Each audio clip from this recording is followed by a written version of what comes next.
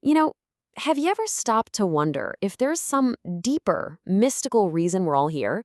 What if our actual job is to build a home for the divine, right here in this physical world of ours? Well, today we're going to dive into a cosmic story that says, yeah, that's exactly what's going on. So let's kick things off with a pretty wild idea. What if the very thing that seems to make our world so imperfect, its distance from God, from any kind of spiritual ideal, what if that isn't a bug in the system, but is actually its most important feature? Let's unpack that.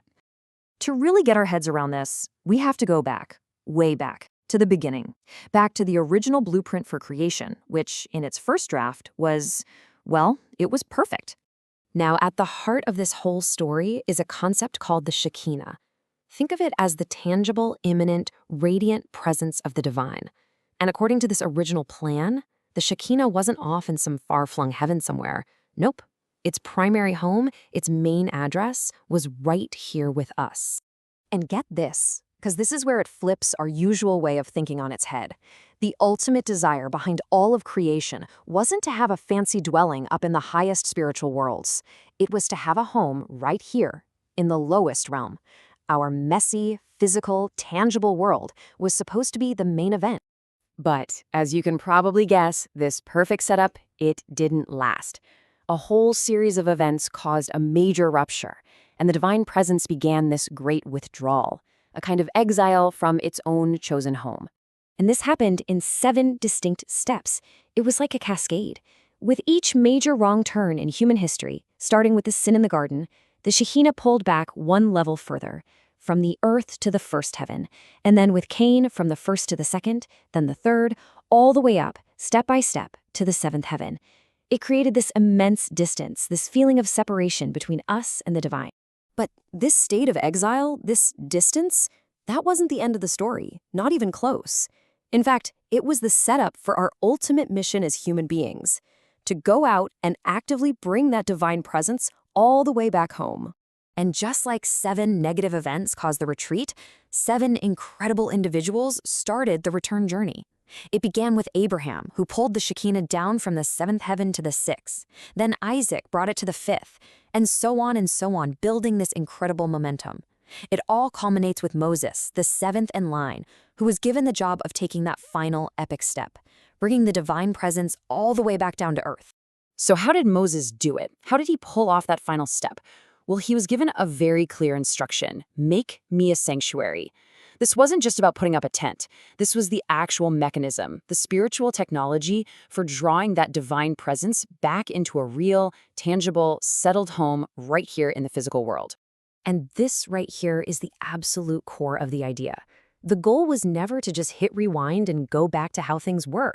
By building this new home through our own hard work, using the raw materials of this world, humanity created a totally new kind of connection, a real partnership that just didn't exist in that original perfect state.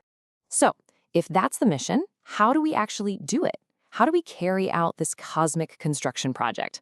Well, this whole framework gives us a spiritual toolkit with 2 really fundamental methods. Okay, the 2 methods are called Achafia and Ishivchapcha.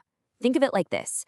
Achafia, or subjugation, is like being a warrior. You fight your negative urges head on and you conquer them. But Ishivtapcha, transformation, that's more like being an alchemist. You don't just beat the darkness, you actually change its very substance into light. Atrophia is the groundwork. It's that tough, gritty, moment-to-moment struggle. We all know this feeling, right? It's the war against your own impulses, that effort to just silence the noise in your head when you're trying to focus or pray. It's the essential hard work of self-control. But Ishibcha, this is where the real magic happens. This is the next level. It's the process of taking the raw, even negative stuff of our world, what the Source calls the falsehood of the world, and you actually transform it into the sacred beams of the sanctuary. You're not just fighting off your challenges, you're using their energy as the fuel to build something holy. This line just says it all, doesn't it? Transforming darkness into light itself. It's not about shining a flashlight on the dark to make it disappear. It's about literally turning the very substance of darkness into pure light. It's a total conversion.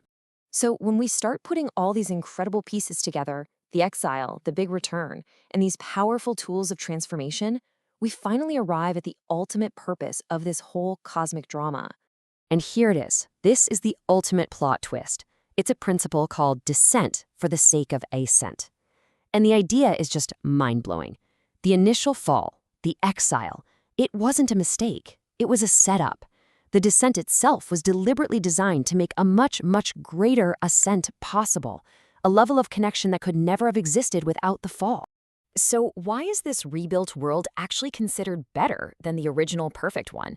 Well, for one, it's a true partnership. It's built from the hard earth of our own efforts. It doesn't just push darkness aside, it turns negativity into a source of light. This whole process actually reveals a deeper level of the divine that was hidden before. And the final connection is just so much stronger, so much more profound, because it was earned through struggle. It wasn't just handed to us. And that's really the bottom line. The whole point was never to just get back to some perfect, pristine garden. The point was to take the entire wilderness, our entire messy, complicated, challenging world, and through our own work, transform it all into a garden. And that brings this huge cosmic story right back down to us, to our own lives. It leaves us with a question, really. In your own world, with your own struggles and your own challenges, what piece of the wilderness is just waiting for you to transform it into a home for light?